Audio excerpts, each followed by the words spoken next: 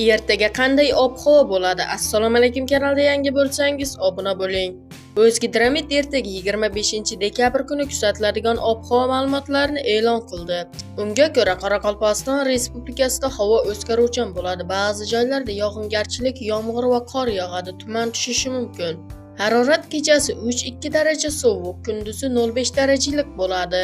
Xorazm viloyatida havo o'zgaruvchan bo'ladi, yog'ingarchilik kutilmaydi, ba'zi joylarda tuman tushishi mumkin. Harorat kechasi 3-2 daraja iliq, kunduzi 2-7 darajalik bo'ladi. Buxoro va Navoiy viloyatlarida havo o'zgaruvchan bo'ladi, yog'ingarchilik kutilmaydi, ba'zi joylarda tuman tushishi mumkin. Harorat kechasi 1-4 daraja iliq, kunduzi 7-12 darajalik bo'ladi. Toshkent, Sirdaryo, Jizzax va Samarqand viloyatlarida havo o'zgaruvchan bo'ladi. Yog'ingarchilik kutilmaydi, ba'zi joylarda tuman tushishi mumkin. Harorat kechasi 0.5 daraja iliq, ba'zi joylarda 3 darajagacha sovuq, kunduzi 8-13 darajalik bo'ladi. Qashqadaryo va Surxondaryo viloyatlarida havo o'zgaruvchan bo'ladi, yog'ingarchilik kutilmaydi. Harorat kechasi 0.5 daraja iliq, kunduzi 8-13 darajalik bo'ladi. Andijon, Namangan va Farg'ona viloyatlarida havo o'zgaruvchan bo'ladi, yog'ingarchilik kutilmaydi, ba'zi joylarda tuman tushishi mumkin.